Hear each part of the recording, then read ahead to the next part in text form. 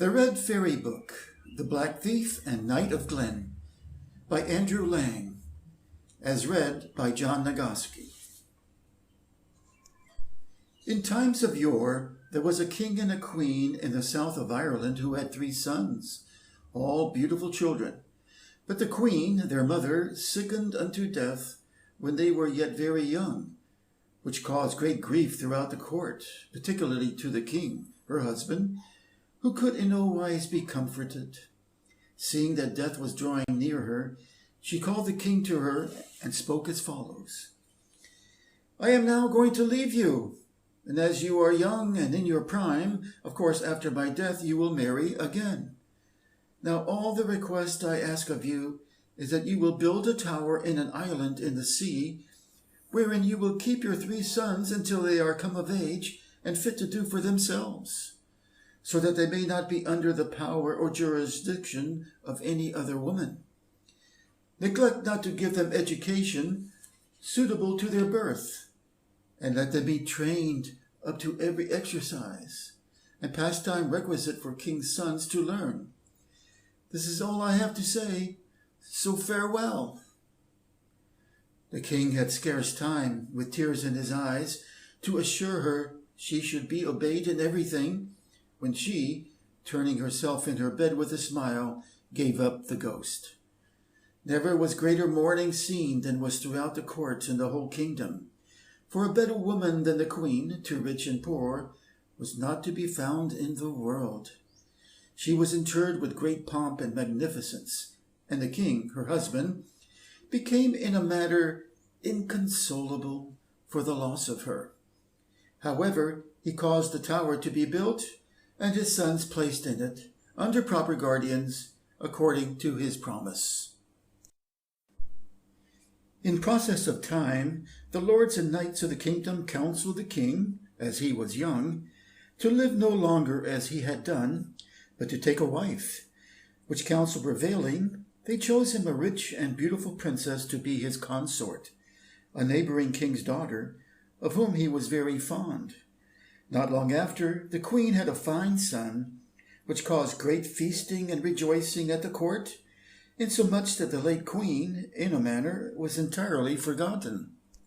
That fared well, and king and queen lived happy together for several years.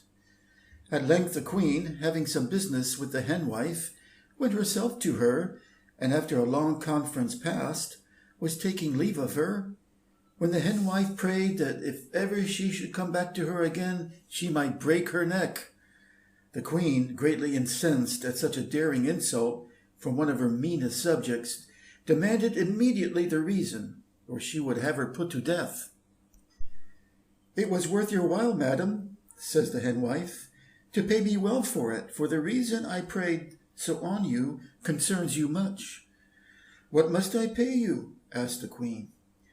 You must give me, says she, the full of a pack of wool, and I have an ancient crock which you must fill with butter, likewise a barrel which you must fill for me full of wheat. How much wool will it take to the pack? Says the queen. It will take 7 herds of sheep, said she, and their increase for 7 years. How much butter will it take to fill your crock? 7 diaries, said she, and their increase for 7 years. And how much will it take to fill the barrel you have? Says the queen. It will take the increase of 7 barrels of wheat for 7 years. That is a great quantity, says the queen, but the reason must be extraordinary, and for I want it, I will give you all you demand. Well, says the henwife, it is because you are so stupid that you don't observe or find out those affairs that are so dangerous and hurtful to yourself and your child. What is that? Says the queen.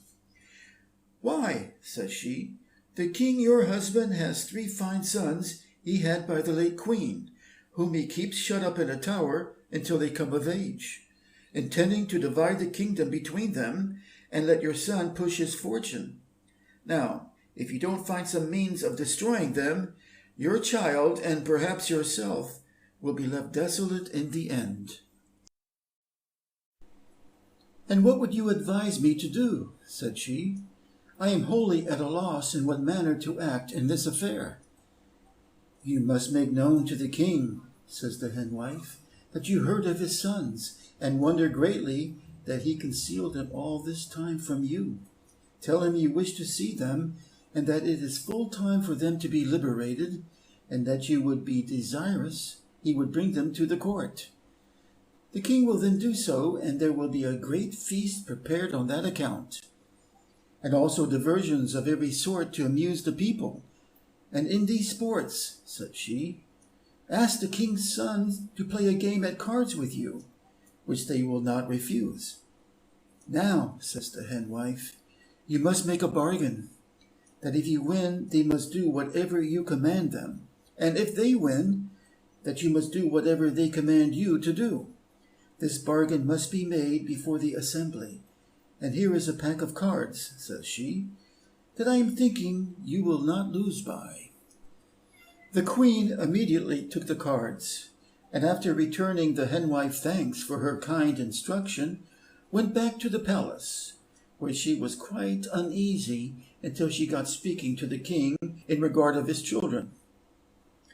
At last she broke it off to him in a very polite and engaging manner, so that he could see no muster or design in it. He readily consented to her desire, and his sons were sent for to the tower, who gladly came to court, rejoicing that they were freed from such confinement. They were all very handsome, and very expert in all arts and exercises, so that they gained the love and esteem of all that had seen them.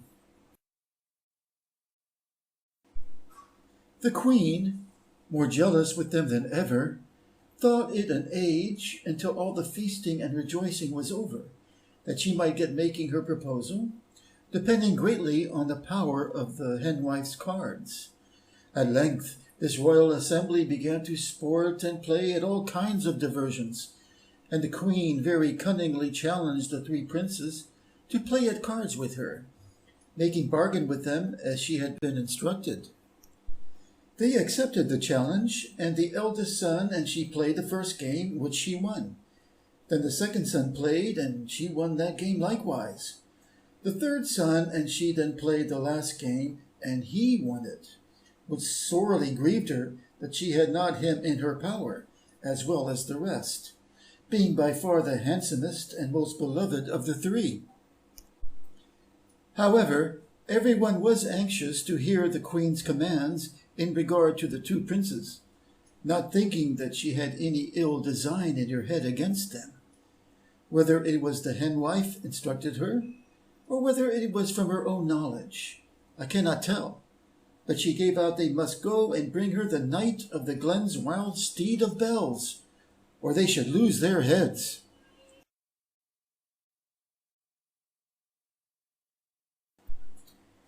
The young princes were not in the least concerned, not knowing what they had to do, but the whole court was amazed at her demand, knowing very well that it was impossible for them ever to get the steed, as all that had ever sought him perished. They could not retract the bargain. And the youngest prince was desired to tell what demand he had on the queen, as he had won his game. My brothers, says he, are now going to travel, and, as I understand, a perilous journey, wherein they know not what road to take, or what may happen them. I am resolved, therefore, not to stay here, but to go with them, that what will betide. And I request and command, according to my bargain, that the queen shall stand on the highest tower of the palace until we come back, or find out that we are certainly dead, with nothing but sheaf corn for her food and cold water for her drink, if it should be for 7 years and longer. All things being now fixed, the three princes departed the court in search of the knight of the glen's palace, and travelling along the road, they came up with a man who was a little lame, and seemed to be somewhat advanced in years. They soon fell into discourse, and the youngest of the princes asked the stranger his name, or what was the reason he wore so remarkable a black cap as he saw on him. I am called, said he, the thief of Sloane, and sometimes the black thief from my cap." And so, telling the prince the most of his adventures, he asked him again where they were bound for, or what they were about. The prince, willing to gratify his request, told him their affairs from the beginning to the end. "And now," said he, "we are traveling and do not know whether we are on the right road or not."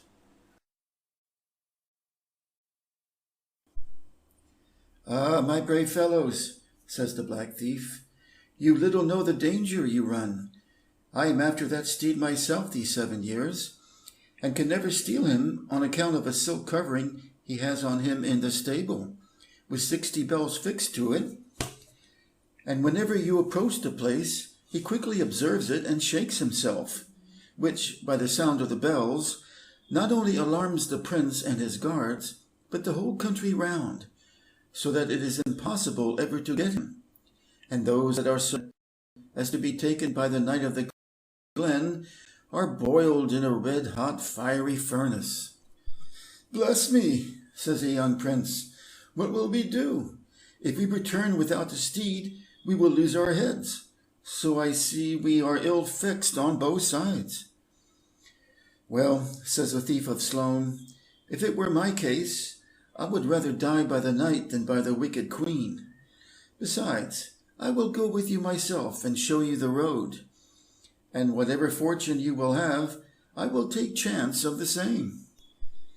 They returned him sincere thanks for his kindness, and he, being well acquainted with the road, in a short time brought them within view of the knight's castle.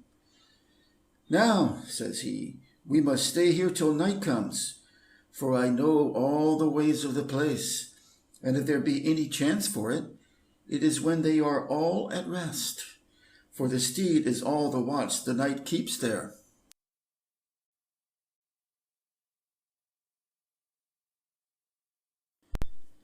Accordingly, in the dead hour of the night, the king's 3 sons and the thief of Sloane attempted the steed of bells in order to carry him away.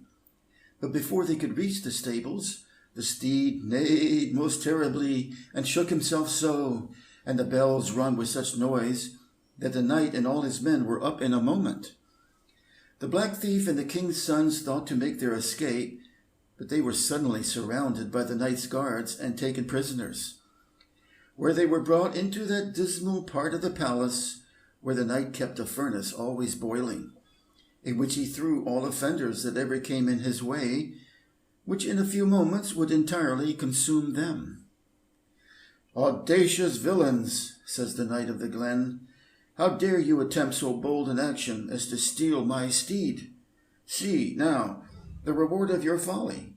For your greater punishment, I will not boil you all together, but one after the other, so that he that survives may witness the dire afflictions of his unfortunate companions." So saying, he ordered his servants to stir up the fire. "We will boil the eldest looking of these young men first," said he, "and so on to the last, which will be this old champion with the black cap. He seems to be the captain, and looks as if he had come through many toils." "I was as near death once as the prince is yet," says the black thief, "and escaped, and so will he too." "No, you never were," said the knight, "for he is within 2 or 3 minutes of his latter end." "But," says the black thief, "I was within 1 moment of my death, and I am here yet." "How was that?" says the knight. "I would be glad to hear it, for it seems impossible." "If you think, Sir Knight," says the black thief, "that the danger I was in surpasses that of this young man, will you pardon him his crime?" "I will," says the knight, "so go on with your story."